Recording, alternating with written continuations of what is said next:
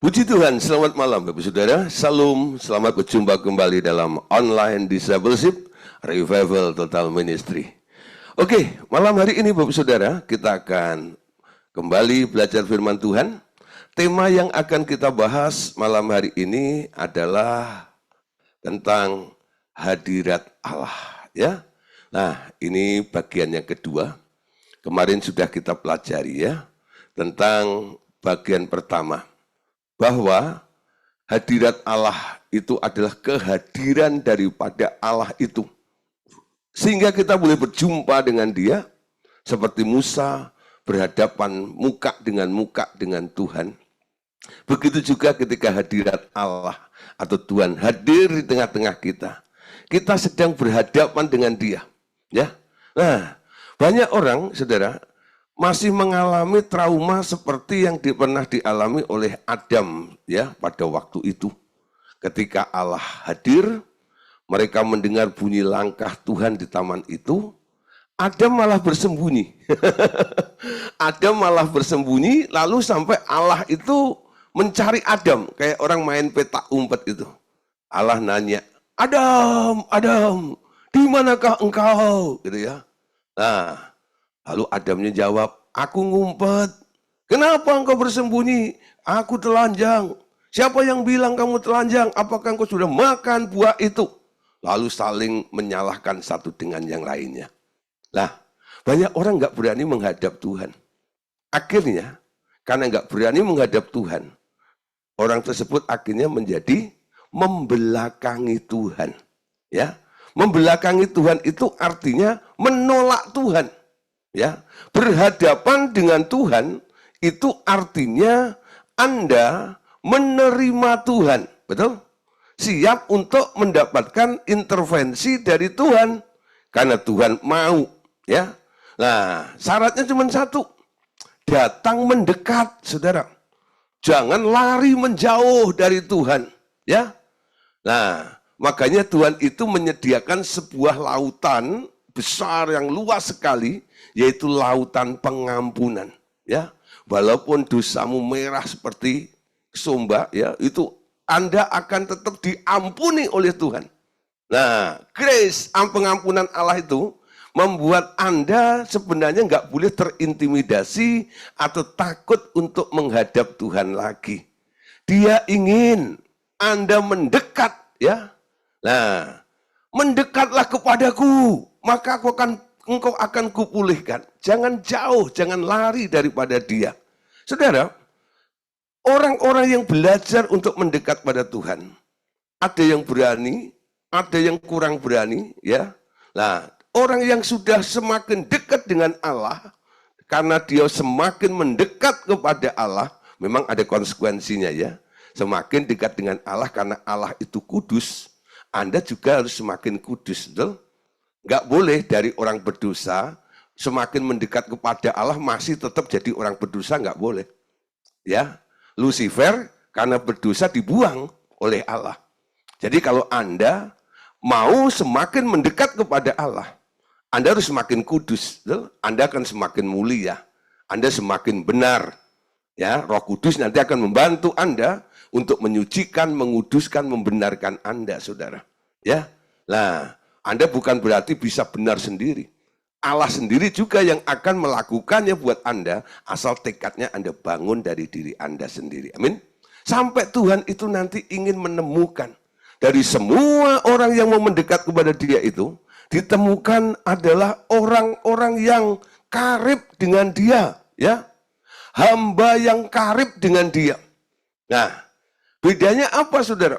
Orang yang mendekat dan orang yang sangat dekat sampai disebut sebagai karibnya. Kalau hanya mendekat, saudara, Anda hanya menerima anugerah secara umum. Tapi kalau Anda boleh menjadi karibnya Allah, hamba karib atau sahabat karibnya Allah, Tuhan akan menyatakan isi hatinya kepada Anda. Dia ingin menyatakan kehendaknya kepada Anda. Bahkan dia akan memberitahukan hal-hal yang tidak diketahui oleh orang-orang kebanyakan. Nah, saudara, ada beberapa contoh kemarin, ya, orang-orang yang menjadi sahabat, ya, karibnya Allah. Contoh Abraham, saudara ya.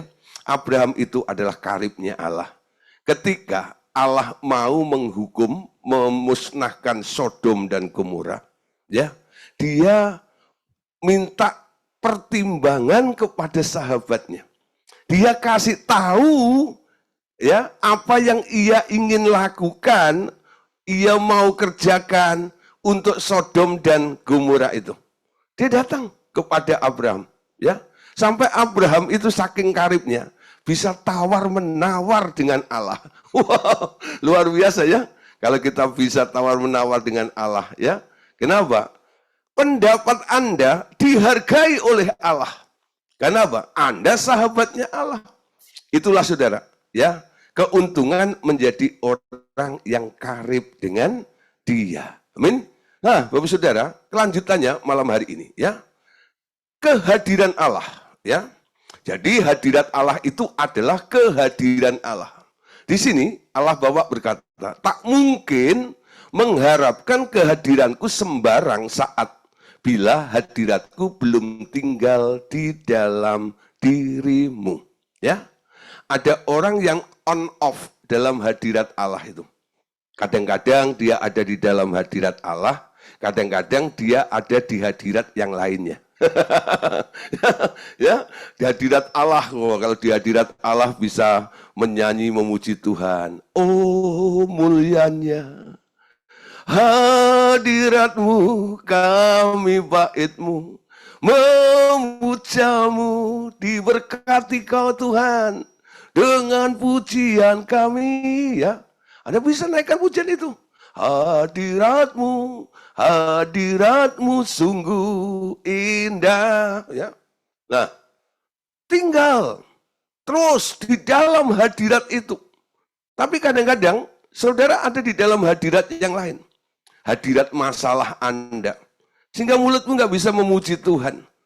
Mulutmu kalau datang kepada Tuhan, nyindir Tuhan, ya. Tuhan, kenapa engkau biarkan ini terjadi di dalam kehidupanku? Tuhan, rasanya kok tidak adil ya. Anda mulai komplain dengan Tuhan. Itu menandakan Anda tidak ada di dalam hadirat Tuhan. Dari jauh Anda melolong-lolong seperti itu. Karena apa?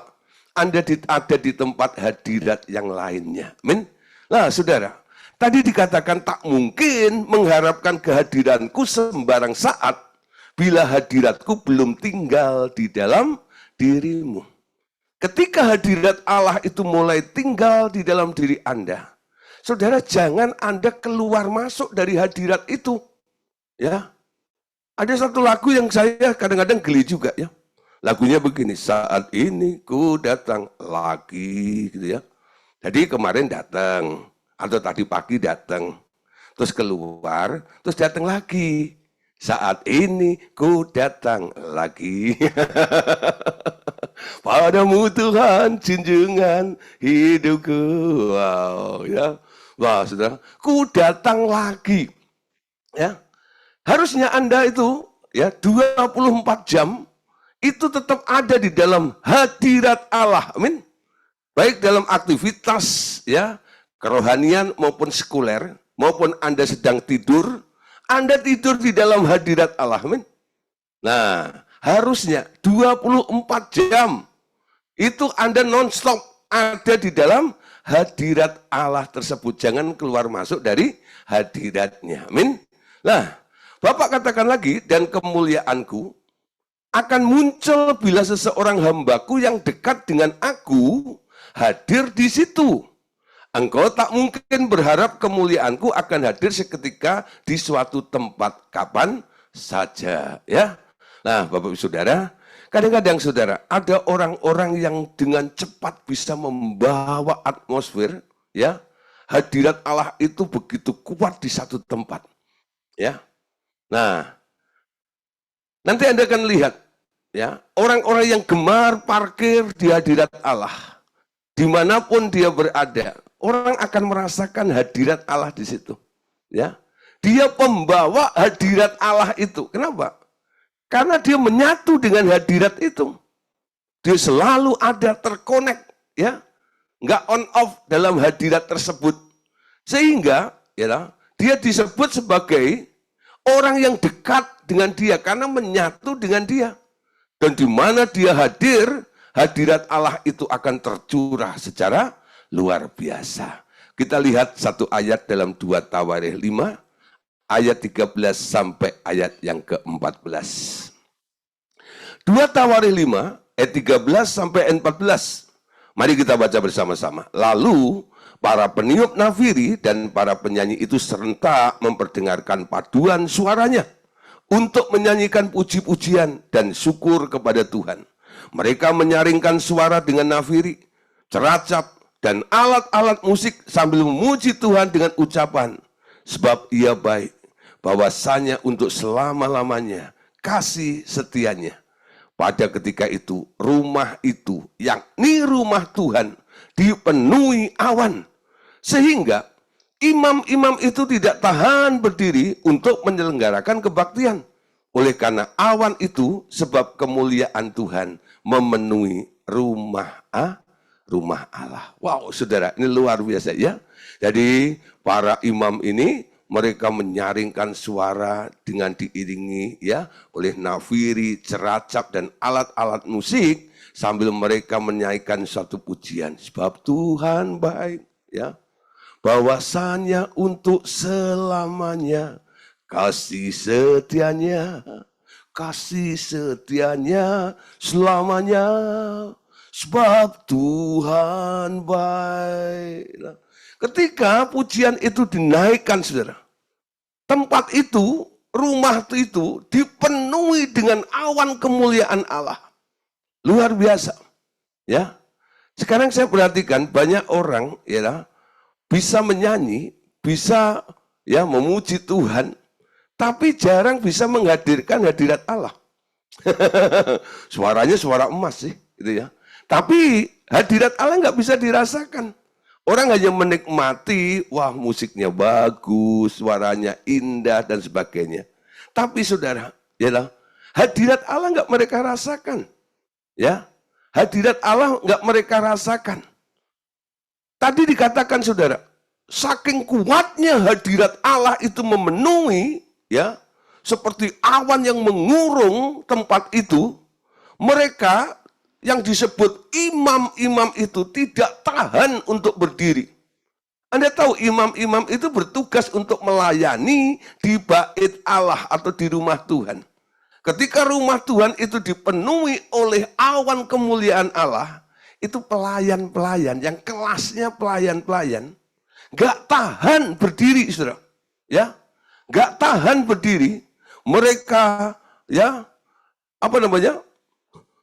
tunduk, tersungkur, berlutut di hadapan Tuhan, ya.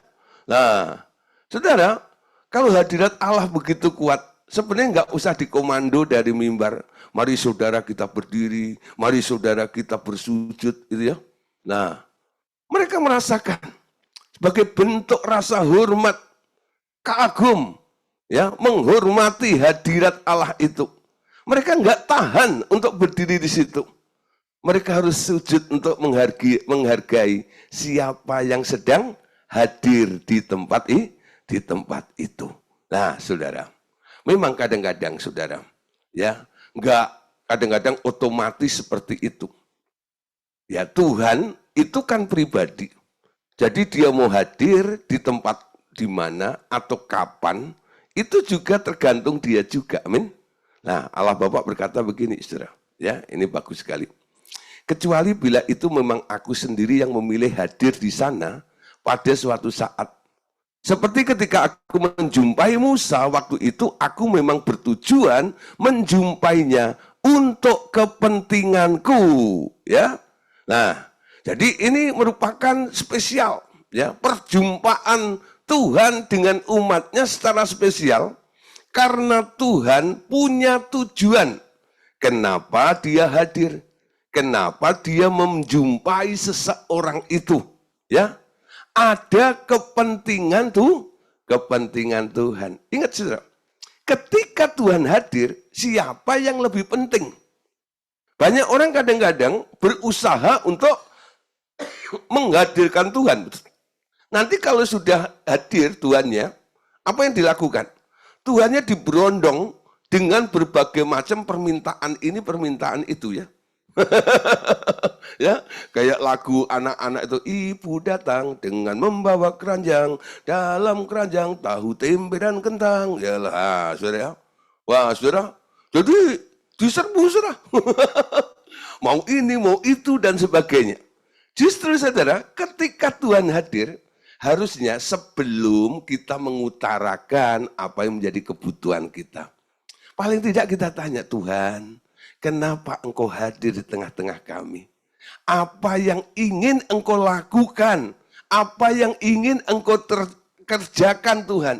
Supaya kehendak-Mu boleh terjadi di tempat ini.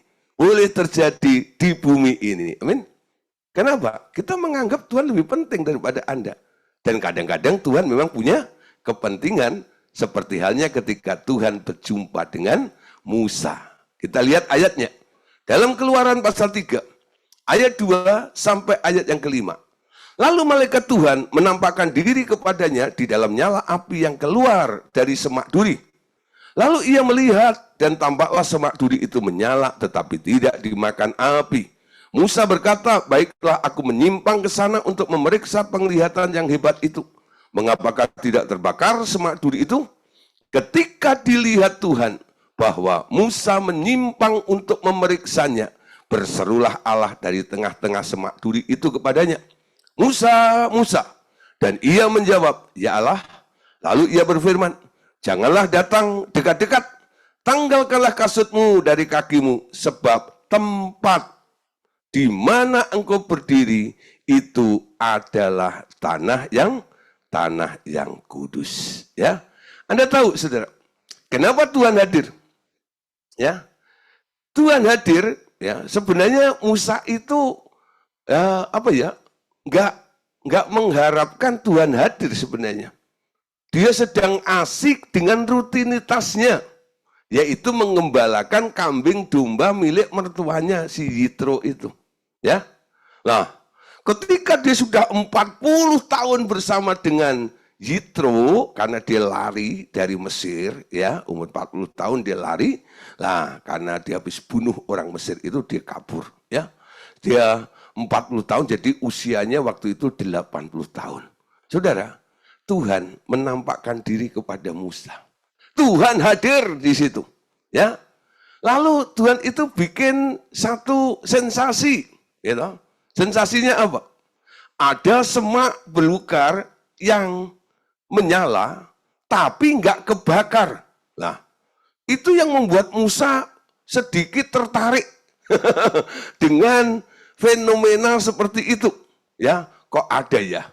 Ada semak menyala, tapi nggak terbakar.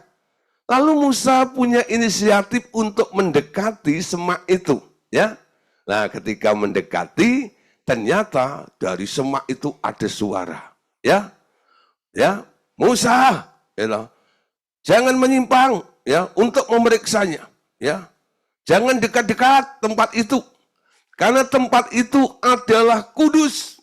Tanggalkanlah kasutmu. Nah, lalu Musa baru ngerti, oh, ada Tuhan di situ. Tuhan hadir. Nah, jadi batas suci itu adalah tempat area Tuhan hadir yang disebut hadirat Allah itu.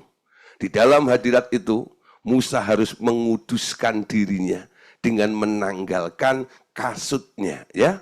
Nah, kasut itu adalah gambaran, ya, satu hal yang menempel dengan bumi atau dunia ini. Ya, itu harus ditanggalkan supaya dia bisa menyatu dengan Allah. Nah, saudara, kenapa Tuhan menampakkan diri? Karena Tuhan punya kepentingan. Ketika Musa sudah siap, akhirnya Tuhan bilang, ya, kepada Musa, Musa, ya, aku memilih engkau untuk memimpin bangsa yang besar ini. Ya, karena memang dari awal aku menyelamatkan kamu, aku punya tujuan. Kenapa namamu disebut Musa? Musa itu artinya diangkat dari air, betul? Diangkat dari air itu kata lainnya adalah diselamatkan. Amin.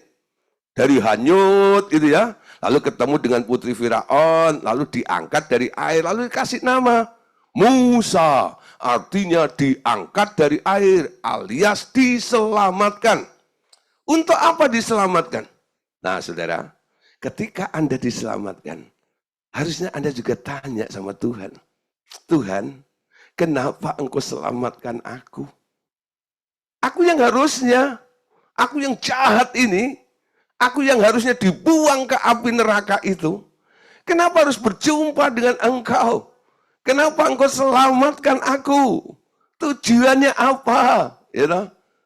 Ya, ketika Tuhan menyelamatkan Musa, Tuhan itu punya alasan. Tuhan punya tujuan, ya.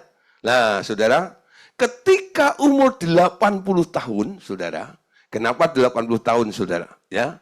Nah, ini kalkulasinya begini. Saudara, Musa hidup di Mesir 40 tahun. Mesir itu gambaran dunia, ya. Untuk menghilangkan kesan dunia ini, 40 tahun, dia harus dicuci juga 40 tahun. Ya. Dia harus ada di padang itu 40 tahun. Ketika semuanya sudah beres, udah dibayarkan 40, umur 80 tahun, Tuhan datang kepada Musa. Ya. Musa, ini tugasnya, pimpin bangsa besar ini untuk keluar dari Mesir itu. Memang pada waktu itu Musa agak sedikit shock, ya. Kenapa? Dia nggak pernah menyangka untuk menjadi seorang pemimpin. Ya, dia cukup puas untuk jadi suaminya Sipora, menantunya Yitro, jadi gembala kambing domba milik mertuanya. Nanti kalau mertuanya mati, ya itu kambing domba jadi miliknya. Dapat warisan gitu tak ya. Tapi saudara, ada rencana Allah yang besar yang terjadi buat Musa. Amin. Ya, awalnya Musa sangat keder. Lalu dia minta untuk Tuhan boleh ya supaya dia mengikut sertakan kakaknya si Harun untuk jadi juru bicaranya, ya. Tuhan hadir punya kepentingan. Amin. Punya kepentingan. Ya, dia punya kepentingan itu. Amin. Nah, saudara, kita lihat sekali lagi ya. Ini luar biasa, ya. Allah Bapa berkata lagi begini. Tak setiap teriak minta tolong akan menerima jawaban. Segera bila tak ada hambaku di sana. Ya, kehadiranku tak bisa di mana saja, kapan saja seperti itu. Aku menghargai kehadiran hamba-hambaku, sekali aku mendelegasikan kekuasaanku kepada mereka. Ya, nah saudara, kita lihat ya, Musa itu akhirnya menjadi ikon, ya, ikon bangsa Israel. Ya, jadi Musa itu pembawa hadirat Allah. Ya, pembawa hadirat Allah. Jadi kalau Musa mendekat, Musa datang, Tuhan ada di situ dan sebagainya. Ya, itu hebat sekali, saudara. Ya, kalau kita bisa seperti Musa, seperti itu, wah itu sangat luar biasa. Namun saudara, jangan berkecil hati. Paulus menuliskan dalam 2 Korintus pasal 3 ayat 7-9. Di sini dikatakan begini. Pelayanan yang memimpin kepada kematian terukir dengan huruf pada loh-loh batu. Namun sewaktu diberikan kemuliaan Allah menyertainya. Sebab sekalipun pudar juga cahaya muka Musa begitu cemerlang. Sehingga mata orang-orang Israel tidak tahan menatapnya. Jika pelayanan itu datang dengan kemuliaan yang demikian. Betapa lebih besar lagi kemuliaan yang menyertai pelayanan roh. Sebab jika pelayanan yang memimpin kepada penghukuman itu mulia, betapa lebih mulianya lagi pelayanan yang memimpin kepada pembenaran. Ya, Musa, saudara, ya, lihat saudara, dia luar biasa. Dia bisa membawa hadirat Allah itu sampai bisa dilihat oleh bangsa Israel. Ya, Anda bayangkan, Musa itu naik ke atas gunung Sinai, ya, menghadap Tuhan, bertemu muka dengan Tuhan, sampai dia nggak sadar, wajahnya itu menyala, saudara. Penuh dengan kemuliaan, bersinar. Ya, ketika dia turun, waktunya cukup lama juga nih, ya, dari atas dia turun ke bawah. Sampai dia turun di tengah-tengah perkemahan bangsa Israel. Seluruh bangsa Israel tanpa dikomando, mereka kayak paduan suara. Semua berkata, Pak Musa, silau men. Gitu ya. Pak Musa tolong tutupin wajahmu itu. Kami tidak bisa tahan melihat, memandang ya betapa mulianya wajahmu itu. Namun ketika dia tutupin, ya tak lama kemudian pudar. Ketika dibuka, itu hilang sudah. Nah, Paulus tadi katakan begini, saudara, ya. Pelayanan Musa itu, ya, itu temporer sebenarnya. Tapi kita hidup di dalam perjanjian baru. Paulus katakan betapa lebih besar lagi kemuliaan yang menyertai pelayanan roh, ya. Pelayanan roh. Di mana Roh Kudus telah dicurahkan tanpa batas di tengah-tengah kita. Kalau Musa itu kadang-kadang saja. Tapi sekarang saudara, ketika Roh Kudus menggantikan Tuhan Yesus ada di muka bumi ini, kapan saja saudara, ya dia bisa memberikan saudara, pengurapannya itu dialirkan di dalam kehidupan kita anytime, ya. Kapan saja itu bisa terjadi. Sehingga Allah Bapa berkata begini, ya, perhatikan, engkau seharusnya menjadi hambaku yang terdekat. Namun engkau masih sibuk terus dengan banyak hal. Walaupun ketika engkau sedang mengerjakan pekerjaan yang ku perintahkan, namun kedekatanmu denganku adalah hal yang terpenting yang harus kau pertahankan, anakku. Ya. Nah, jadi saudara, ya, kita harus menjadi hamba yang terdekat. Jangan sibuk terus, ya, dengan banyak hal, ya. Nah, saudara, kadang-kadang perkara-perkara yang disebut kebutuhan hidup itu membuat kita ini jadi sibuk di luar Tuhan. Amin. Sibuk di luar Tuhan. Tapi pastikan saudara, sebelum Anda melakukan segala sesuatu, Anda ada di mana saja itu atas kehendak Tuhan. Ya. Jadi orang yang berjalan di dalam kehendak Tuhan itu nggak harus dia jadi hamba Tuhan, terus ada di belakang panggung khotbah terus gitu, ya. Enggak, saudara. Walaupun Anda kerja sekuler juga, kalau Tuhan yang memerintahkannya, Anda diizinkan oleh Tuhan untuk ada di tempat itu, untuk menjadi berkat, untuk menjadi terang di tempat itu. Nah, atas izin Tuhan di tempat itu juga, itu bukan berarti Anda sedang sibuk dengan dunia ini. Ya, Anda tetap ada di dalam jalur treknya Tuhan. Anda ada di situ karena Tuhan, betul? Karena Tuhan. Pastikan itu, ya. Pastikan di mana saja apapun yang Anda lakukan itu karena Tuhan yang memerintahkannya, ya. Memerintahkannya. Ingat, ya. Doa yang diajarkan dalam materi pelajaran kita sebelumnya. Sebelum Anda beraktivitas bangun tidur, jangan Anda berdoa begini, oh Tuhan berkatilah pekerjaanku, oh Tuhan berkatilah proyekku, oh Tuhan berkatilah usahaku. Betul ya? Jangan berdoa seperti itu. Doanya gimana Pak? Doanya begini, Bapak Surgawi, Tuhan Yesus dan Roh Kudus, terima kasih. Ya, saya boleh bangun hari ini. Hari ini adalah hari untuk kita. Nah, kita itu artinya Anda, Bapak dan Tuhan Yesus dan Roh Kudus. Kita akan melakukan banyak hal, perkara yang hebat, perkara yang ajaib. Nyatakan keinginanmu Bapak, nyatakan rencanamu, nyatakan kehendakmu, supaya aku tetap ada di dalam trek jalanmu Tuhan. Betul ya? Nah, nanti Anda lihat, Bapak, Tuhan Yesus dan Roh Kudus akan menginspirasi dalam kehidupan Anda. Ya, kalau memang Anda sudah terikat dalam sebuah perusahaan, kerja ada di situ, ya bukan berarti Anda disuruh keluar dari tempat itu juga enggak. Mungkin Anda tetap ada di situ.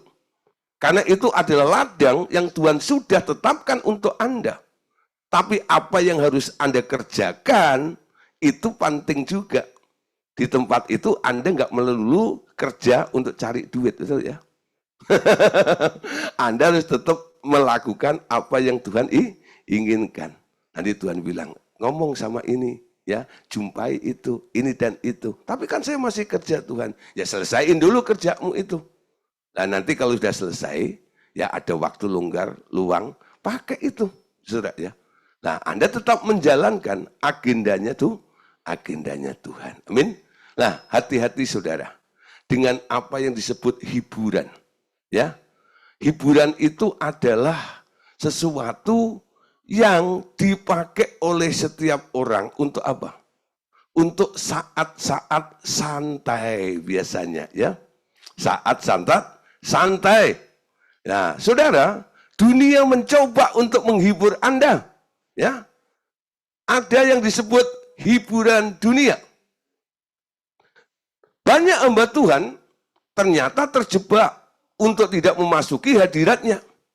Karena adanya dunia hiburan. Ya, contoh ya, yang disajikan dunia. Mengapa sukar sekali melepaskan diri dari kebiasaan nonton TV?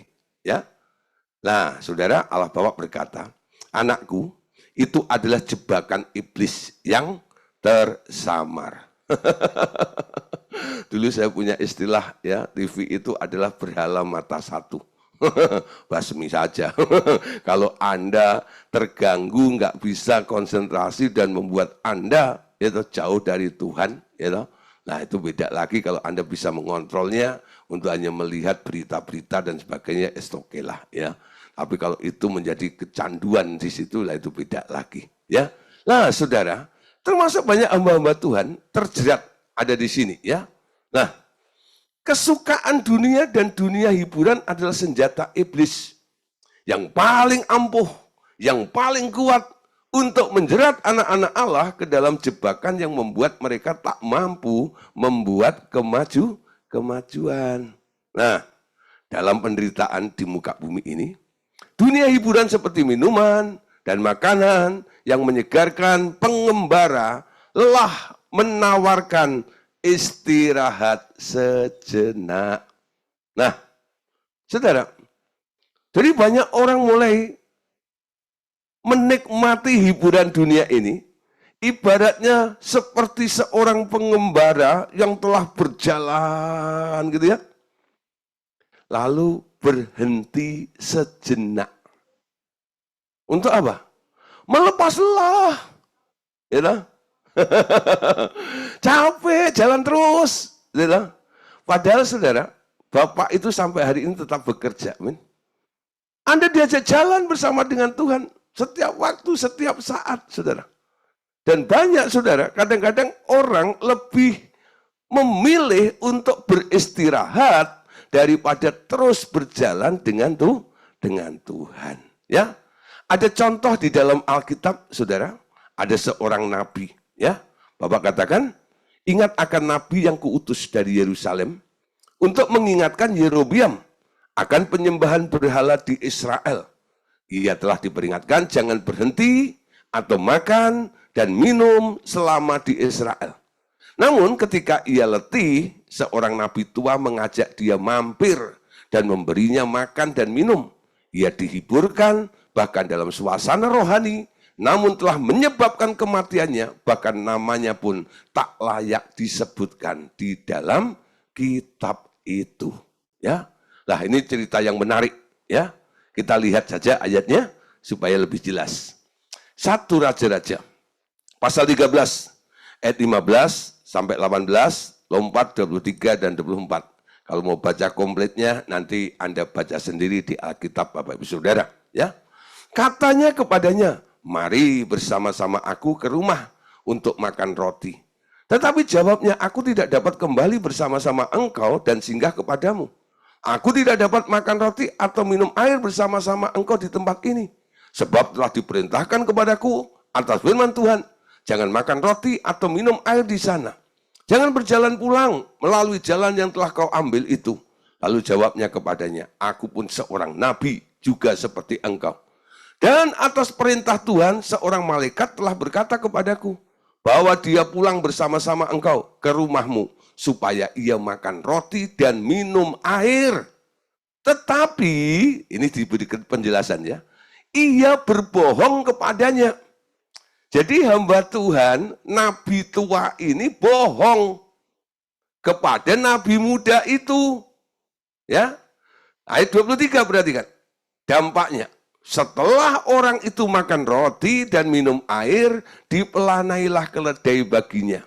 Orang itu pergi, tetapi di tengah jalan ia diserang seekor singa dan mati, diterkam mayatnya, ditercampak di jalan, dan keledai itu berdiri di sampingnya. Singa itu pun berdiri di samping mayat itu. Ya, saudara, perhatikan saudara.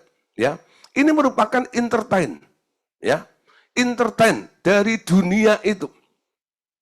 Ada seorang hamba Tuhan tuh ya, disuruh oleh Tuhan ke Israel. Untuk apa? Untuk merobohkan berhala di situ. Padahal di Israel ada nabi juga tadi ya.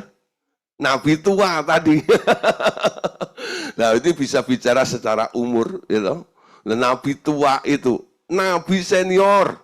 Nah, si nabi junior ini disuruh ke sana, akhirnya dia mampu untuk merobohkan berhala di sana itu. Selesailah tugasnya. Lalu nabi tua itu, gitu, nggak tahu apa maksudnya. Apa mungkin didorong dengan rasa iri ya? Ya, kenapa gua? Kenapa saya nabi di sini? Kok Tuhan nggak suruh saya? Kenapa mesti import? Ya lah. Kenapa mesti import untuk memperingatkan Raja Yerobiam itu?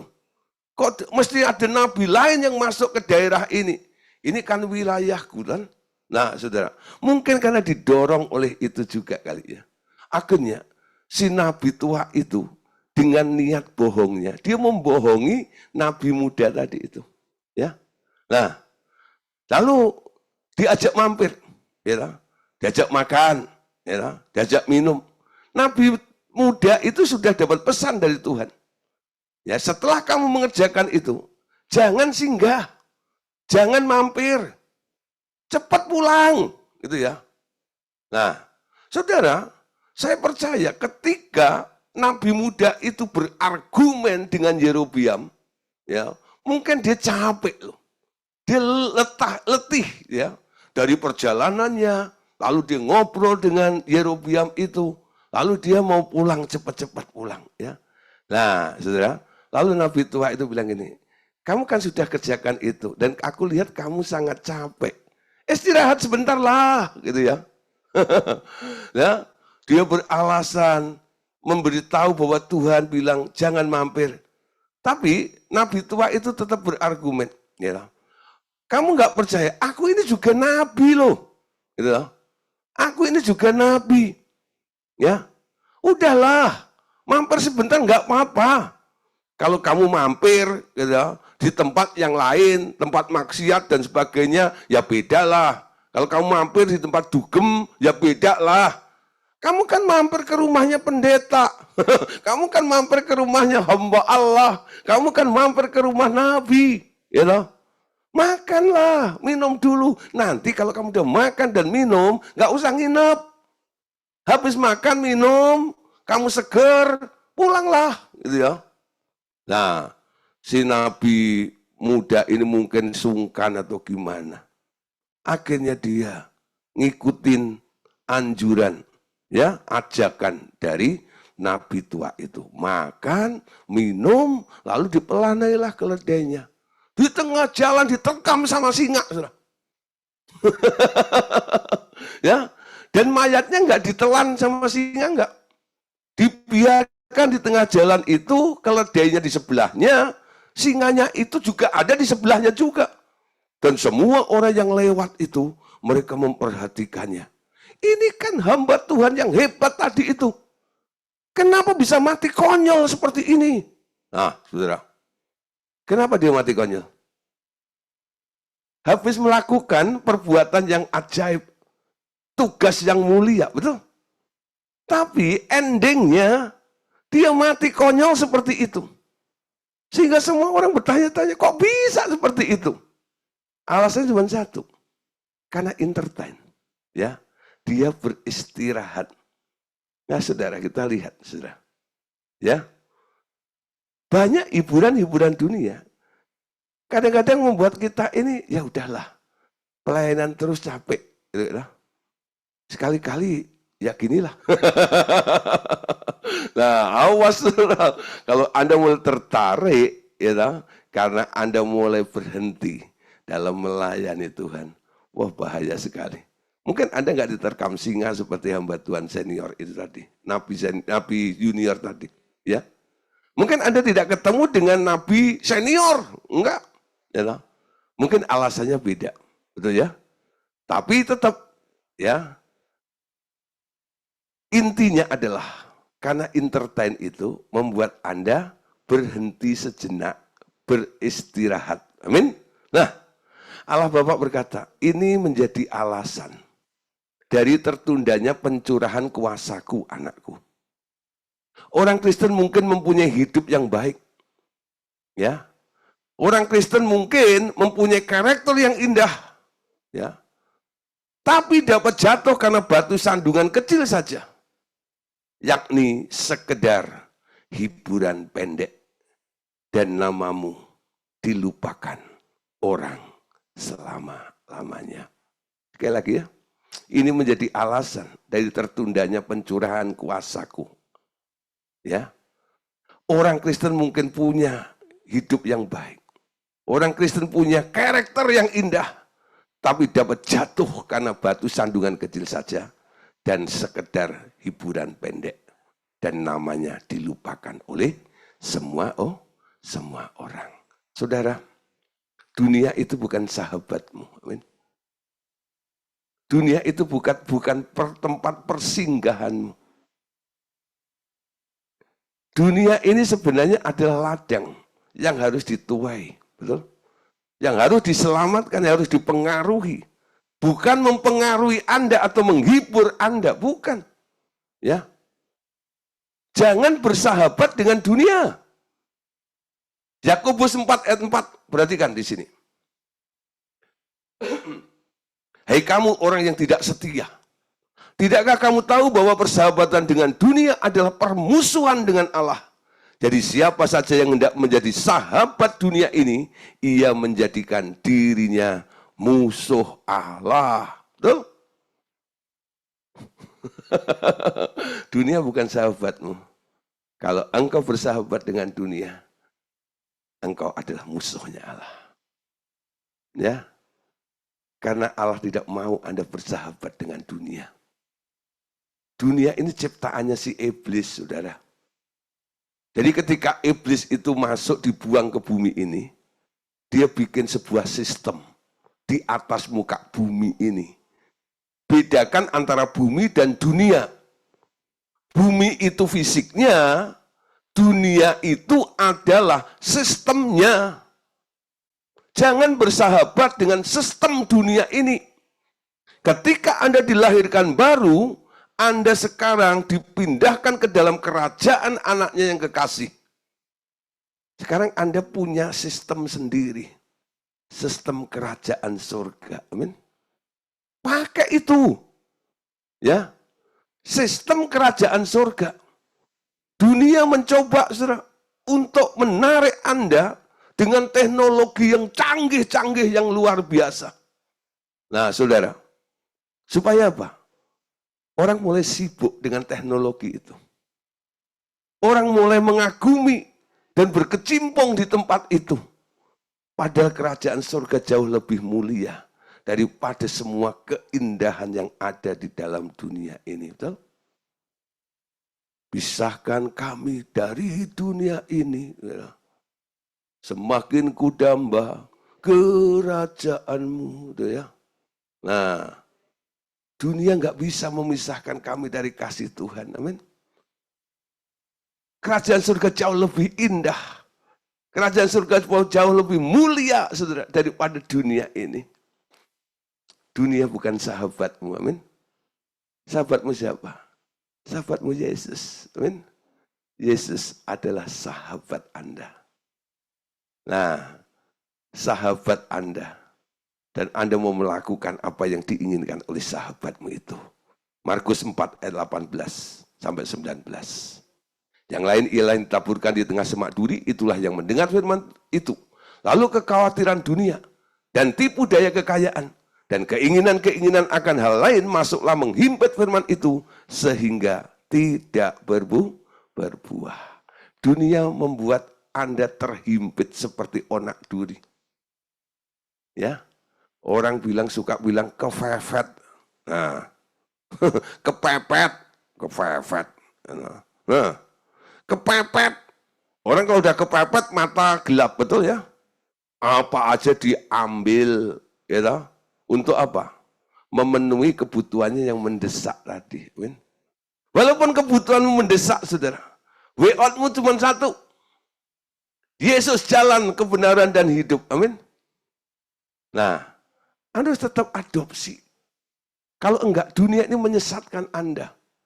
Ya, menyesatkan Anda. Ingat anak bungsu, saudara. Ketika dia keluar dari rumah Bapak, keluar dari hadirat Allah, betul? Masuk ke dalam dunia. Bapaknya sudah wanti-wanti. Bapaknya sudah pesan, jangan keluar dari rumah ini. Ya. Anak ini ngotot tetap keluar, masuk dan berkecimpung dengan dunia ini. Akibatnya fatal. Habis-habisan. Loh? Sampai akhirnya ada di kandang babi. Baru ingat rumah Bapak. Ya. Di rumah bapakku banyak makanan. Kenapa aku makan ampas babi di tempat ini? Dia pulang, saudara. Sambil nyanyi di tengah jalan. Aku pulang. Teng, teng, teng, teng. Aku pulang. Bau babi. Iyalah. Padahal, saudara, pada waktu keluar, parfumnya dari Paris, betul? Parfumnya dari Paris, tapi ketika pulang parfumnya berubah, parfum kandang babi. Kenapa? Karena dunia bersahabat dengan dunia tidak menguntungkan, betul? Dunia itu selalu memanfaatkan dan cari untung saja. Ya, ada istilah, ada uang abang disayang. Nggak ada uang, abang ditendang. Betul ya? Nah, itu dunia. Kalau sahabatmu Yesus nggak begitu, saudara. Ketika Anda lemah, dia tolong Anda. Betul? Dia tebus Anda, dia hampiri Anda ketika Anda masih berdosa. Dia nggak menuntut Anda lebih dahulu. Dia ambil, Anda diselamatkan. Lalu Anda di-upgrade untuk menjadi serupa dengan dia. Itu maunya dia, saudara. Maunya sahabatmu itu seperti itu. Dunia nggak pernah begitu, saudara. Dunia itu maunya happy saja. Ya. Jadi ikut Tuhan jangan cari happy. Ikut Tuhan itu berubah. Sampai menjadi sempurna sama seperti Yesus. Amin. Nah, saudara. Bagaimana mengatasi hal ini? Ya. Cara mengatasinya adalah atasi hal ini dan jadilah pemenang.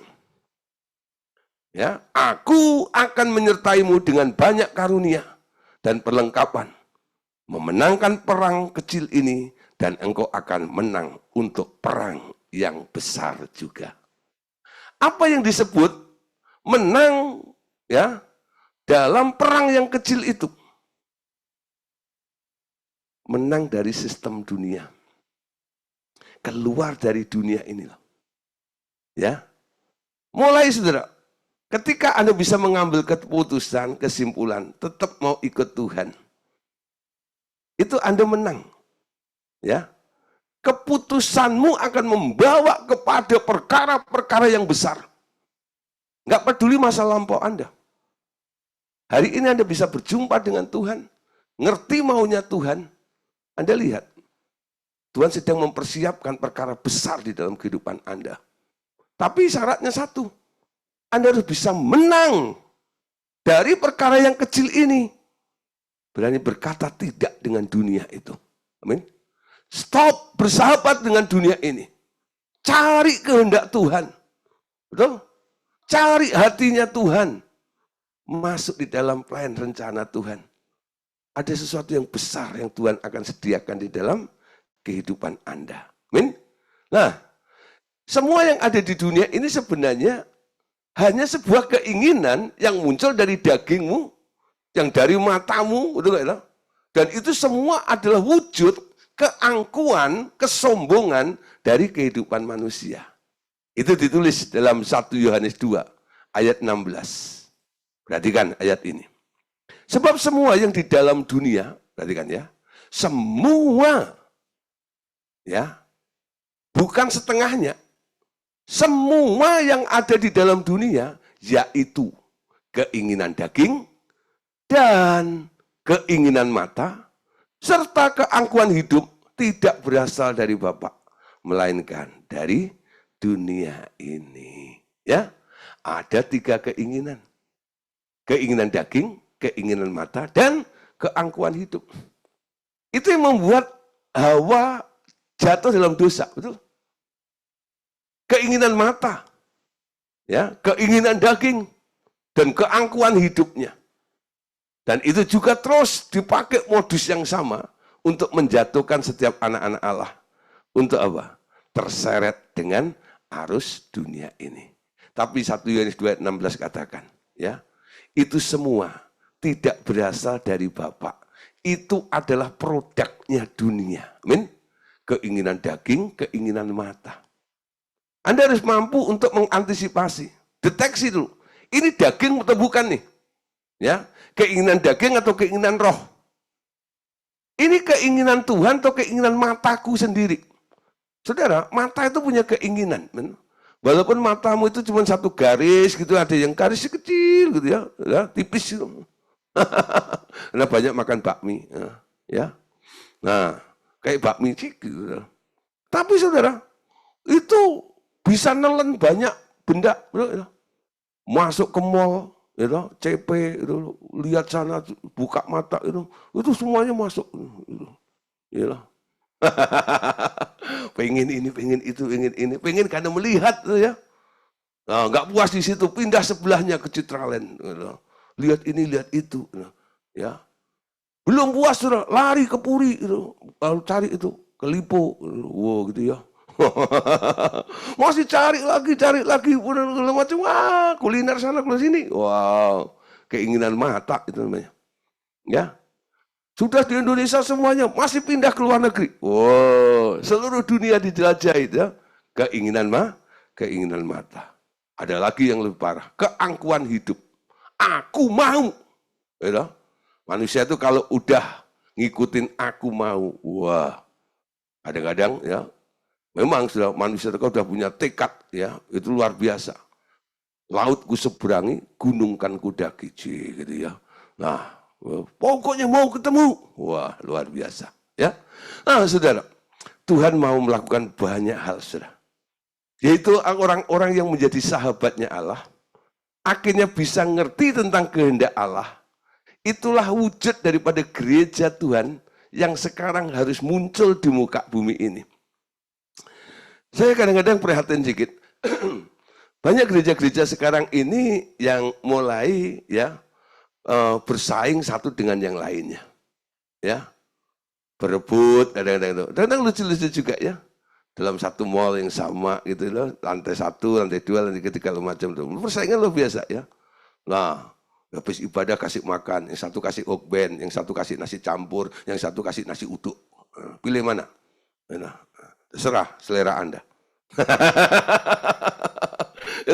Nanti lucu-lucu tuh orang bilang, enak di sana tuh, ada hokben. Wow, enak itu, nasi uduk enak itu. Oh, enak itu kalau macam gitu ya. Nah, terus apa yang dilakukan oleh mereka? Mereka menjalankan visi katanya, ya. Padahal program-program ya, yang dibangun atas dasar keinginan kadang seseorang juga, ya.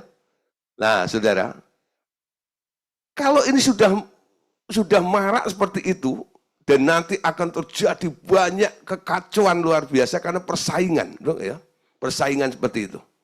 Tuhan akan membuat sebuah kegerakan yang baru. Ingat dulu ya, ketika dulu ya, dari Protestan, lalu ada Pantekosta gitu ya. Orang udah mulai Pantekostahiran lah, ini dan itu dan sebagainya. Lalu muncul persekutuan doa itu ya. Itu tahun-tahun 80-an tuh. Itu persekutuan doa, itu menjamur di mana-mana. Dan orang mulai bikin laguku, tak pandang dari gereja mana, gitu. Wah, gitu ya. Ku cinta keluarga Tuhan, ya. Kau saudaraku, kau saudariku, tak dapat memisahkan kita. Lagu-lagunya gitu. Itu tahun-tahun itu, ya. Kalau Bapak sudah ada lahir, ya. Pastinya sudah, gitu ya. Nah, waktu itu saya masih remaja, gitu ya. Nah, umur masih 18, gitu ya. Tahun-tahun itu, ya. Nah, sekitar gitulah. Nah, banyak sekali persekutuan itu mulai muncul di mana-mana. Dan Roh Kudus itu hadir luar biasa. Membuat orang akhirnya mulai melepaskan denominasinya. Betul nggak itu? Nah, itu gambarannya seperti gereja itu seperti kandang bebek, saudara ya. Anda tahu ya, kandang bebek itu nggak ada atapnya ya. Hanya pagar kurang lebih 1 meter ya, setengah meter atau 1 meter ya. Nah, 1 meter lah kira-kira lebih ya. 1 meter gitu, itu cuman kayak bilik-bilik begitu, masukin kandang sini, kandang situ, kandang sebagainya ya. Satu kali saudara, ya, ada banjir, banjirnya lebih dari 1 meter, melebihi batas daripada kandang-kandang bebek itu. Si bebek berenang. Ketika berenang di atas, mereka sudah tidak dibatasi lagi dengan kandang masing-masing. Ketika Roh Kudus dicurahkan sudah masa-masa karismatik istilahnya kan, zaman karismatik itu luar biasa. Roh Kudus itu dicurahkan luar biasa, sampai mereka tuh keluar, betul ya, dari denominasi itu. Nah dari situ mulai sudah muncul gereja-gereja baru, ya, gereja karismatik namanya. Wah, beda lagi dengan Pantekosta. Nah, Pantekosta dianggap ketinggalan oleh gereja karismatik ini. Gereja karismatik pun mulai sudah bersaing seperti itu. Bikin dinding lagi, bikin tembok lagi, bikin gap lagi, dogmanya masing-masing, ya. Mulai sudah, ya. Pokoknya yang melayani di sini nggak boleh khotbah ini. Gitu ya. Nah, harus begini, harus begitu. Nah, tanpa disadari itu dinding sebenarnya. Ya, dinding. Saya dengar beberapa hamba Tuhan yang mulai top gini-gini, saya kadang miris gitu ya. Aduh, ya, kok bikin pagar lagi ya? Bikin pagar lagi ya? Seperti itu. Tuhan sebenarnya apa? Mau supaya kita itu tanpa dinding. Ya, ada gereja tanpa dinding, ya. Bapak berkata begini, engkau kini telah mengerti kehendakku yang sebenarnya tentang seorang imam, yakni bahwa mereka tak lain adalah saluran dari kehendakku sepenuhnya. Maka tak sukar bagimu masuki ruang terdalam dari kehendakku untuk mengerti rencanaku yang sepenuhnya. Yang paling penting adalah membangun kerajaan anakku di muka bumi ini.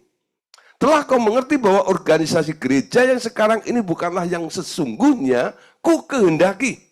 Karena telah terlalu banyak kepentingan manusiawi di dalamnya. Ya, ini pesan Allah Bapa. Mereka yang memulai membangun sistem seperti ini selalu mempunyai keinginan untuk membangun sesuatu bagiku. Memang saudara, kelihatannya bagi Allah loh. Ya. Namun Bapak katakan, aku tak tertarik olehnya. Kenapa? Karena aku mempunyai gagasanku sendiri tentang kerajaanku. Akan ada masanya di mana sistem lama ini akan dihancurkan dan umatku akan menjadi satu di bawah kendaliku sepenuhnya. Ya, Tuhan akan bikin banjir lagi nih. Ya, sehingga nanti bebeknya akan naik lagi nih. Melampaui kandang-kandangnya masing-masing. Karena yang diinginkan Bapak apa?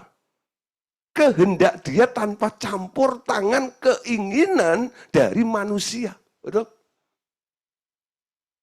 Ya. Bukan karena idemu untuk Tuhan yang bagus, bukan. Tapi Anda harus murni tahu apa yang Tuhan mau. Mereka itu melakukannya untuk Tuhan loh. Ide untuk menyenangkan Tuhan. ide untuk melakukan sesuatu dipersembahkan untuk Tuhan, ya. Gagasan namanya. Ya, gagasan. Kelihatannya baik. Tapi Bapak bilang, aku nggak suka. Karena aku punya cara, aku punya rencana sendiri. Betul? Nah, dia mau angkat Anda untuk keluar dari tembok-tembok itu. Untuk masuk dalam kehendak Allah sepenuhnya. Men? Tangkap baik. Sehingga nanti akan muncul gereja-gereja tanpa tembok. Tanpa dinding. Ya, tanpa dinding. Amin. Nah, Ibrani 12 ayat 26 sampai 29.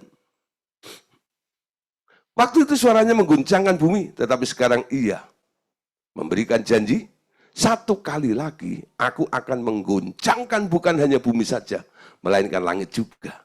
Ungkapan satu kali lagi menunjukkan kepada pergantian dari apa yang tergoncangkan, yaitu apa yang dijadikan supaya apa yang tidak tergoncangkan tinggal tetap untuk selamanya. Ya. Nah, jadi karena kita menerima kerajaan yang tidak tergoncangkan, marilah kita mengucap syukur dan beribadah kepada Allah menurut cara yang berkenan kepadanya, dengan hormat dan takut, sebab Allah kita adalah api yang menghanguskan. Ya. Jadi ungkapan satu kali menunjukkan ya adanya pergantian dari apa yang tergoncangkan supaya masuk kepada kerajaan yang tidak tergoncangkan. Kerajaan Allah punya rencana, ya. Nah, sementara itu, ya, sementara bentuk pertumbuhan seperti ini, aku biarkan, kata Bapak. Tetapi tiba saatnya bila kebangunanku kukirim ke bumi sekali lagi, dinding-dinding akan kurobohkan dan rohku akan mengalir tanpa batas. Ya, saudara, dinding apa? Dinding-dinding batas denominasi itu hanya bejana sesaat penampung domba-dombaku di bawah gembala-gembala upahan. Tapi gembala yang benar akan datang dan membawa domba-dombaku ke padang rumput dan air sejuk untuk makan dan minum yang datang dari tahtaku. Kepentingan pribadiku akan terlibat dalam pikiran orang-orang yang mau membangun gereja bagiku. Waktunya akan tiba bahwa aku akan memisahkan gembala yang benar dan yang palsu. Domba-domba akan dibebaskan dari aturan-aturan hukum kedagingan agar masing-masing bebas dipimpin roh. Ya, nah saudara, ternyata ada gembala upahan. Tapi ada juga gembala yang benar. Yohanes 10:16, ini ciri gembala yang benar. Tetapi aku juga mempunyai domba-domba lain yang bukan dari kandang ini. Domba-domba itu harus kutuntun juga, dan mereka akan mendengarkan suaraku, dan mereka akan menjadi satu kawanan dengan satu gembala. Gembala agungmu cuma satu, Yesus. Amin. Nah, jadi gembala-gembala di dunia itu kalau nggak sama kayak Yesus, nggak sejalan dengan Yesus, nggak mengadopsi idenya gembala sejati ini, mereka adalah gembala yang lain. Gembala upahan. Amin. Ya. Saudara, tujuannya apa? Supaya semua nanti menjadi umat miliknya sendiri, ya. Jadi kita semua akan dimiliki oleh Allah. Ada banyak yang harus disiapkan agar masa itu tiba. Aku memanggil engkau untuk mempersiapkan hal itu. Aku ingin engkau bekerja sama dengan semua orang kudus yang telah dikoreksi oleh Roh Kudus untuk membangun pasukan kerajaan yang cepat dari kerajaan yang baru. Akan ada revolusi yang baru di bawah pernyataan-pernyataan Rohku, dan akan ada arus sungai kehidupan pada akhir zaman. Banyak gerakan di luar organisasi gereja telah mulai, dan kecenderungan untuk mendengar suara Allah telah bermunculan di mana-mana. Pemimpin-pemimpin baru yang merendahkan diri di bawah kepemimpinanku telah bangkit di mana-mana di seluruh dunia. Dan Bapak katakan, engkau akan kupimpin untuk menjumpai mereka satu persatu. Artinya kita akan ketemu dengan orang-orang yang dimaksud oleh Bapak itu. Ada masa kehebohan bagi mereka untuk bergabung jadi satu dan membentuk kekuatan besar melawan kemunafikan di gerejaku. Ya, sangat keras pesan daripada Allah Bapa itu. Ya. Demi apa? Demi gereja tanpa dinding tadi itu. Supaya apa? Cuman satu komando. Ya. Semuanya nurut. Satu komando.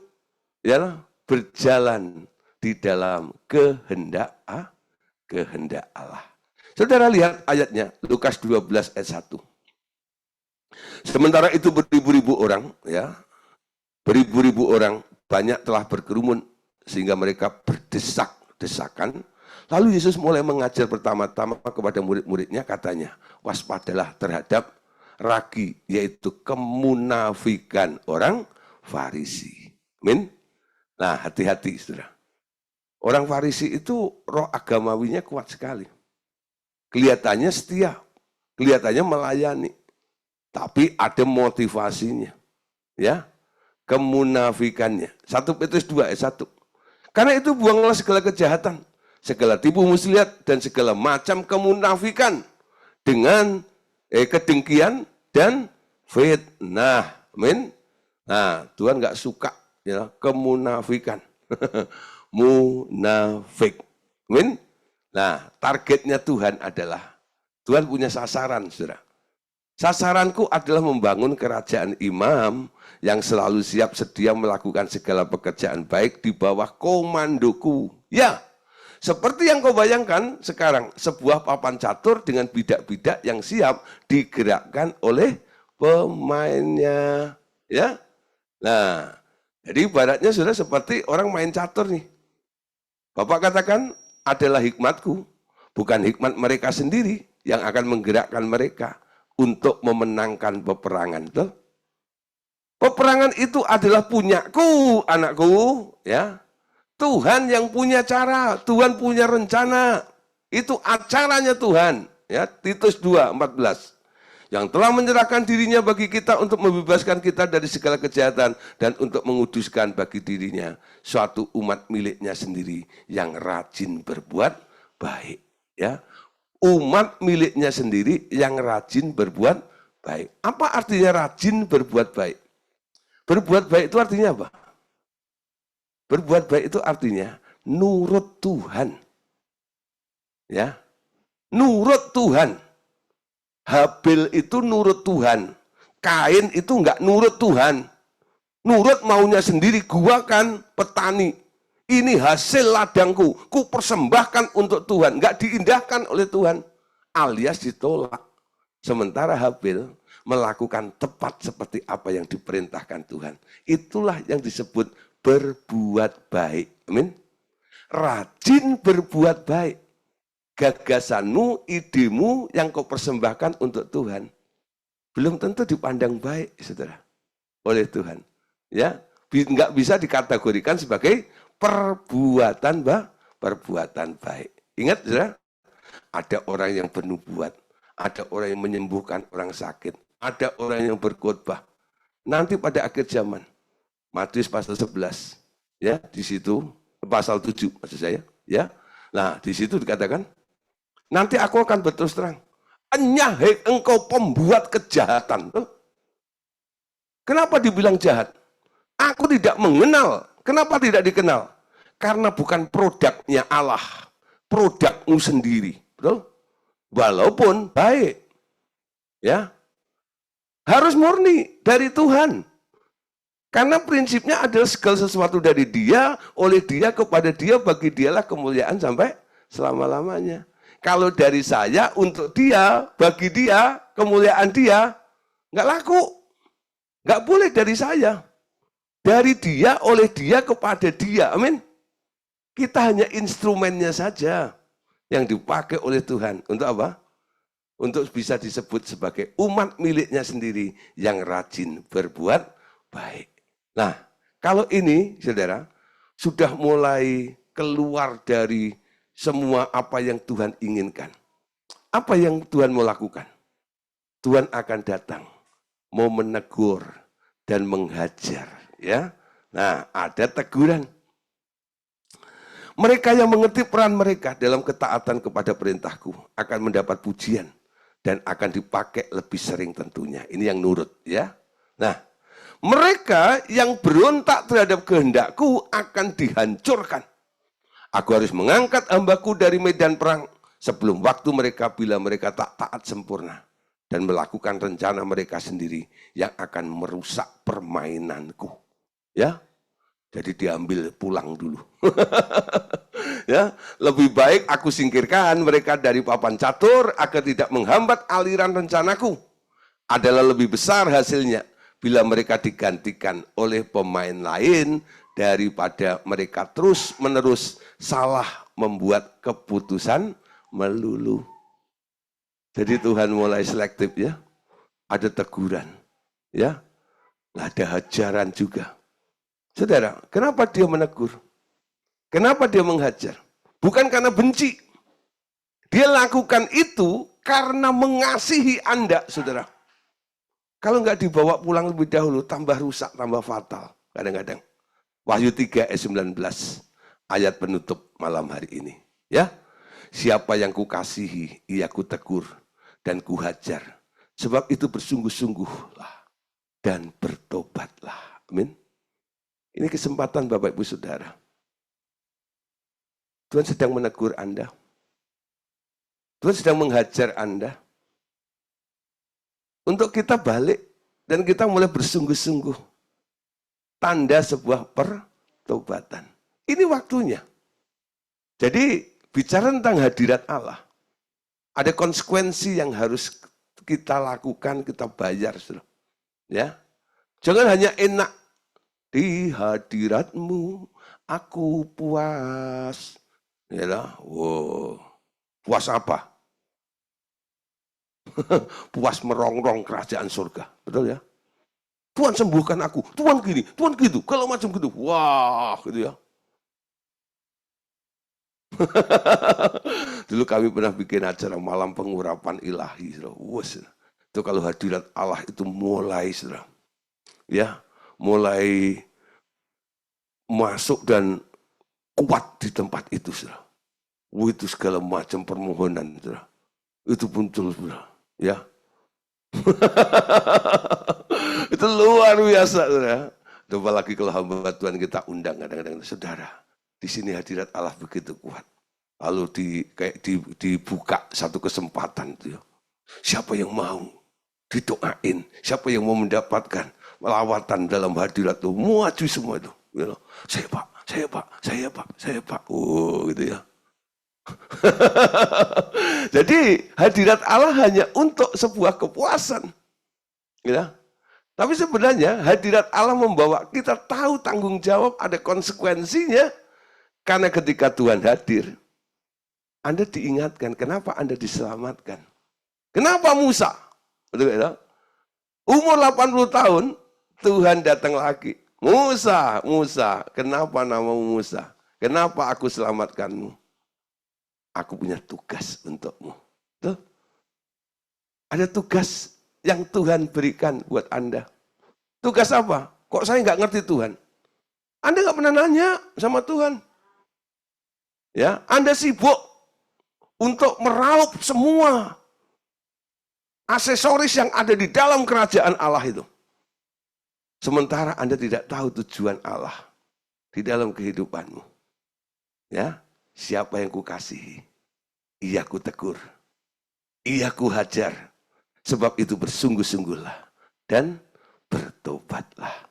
Sehingga kita bisa setia dan melakukan perbuatan baik seperti apa yang diinginkan oleh Allah. Amin. Tuhan Yesus memberkati kita semuanya. Amin. Ya.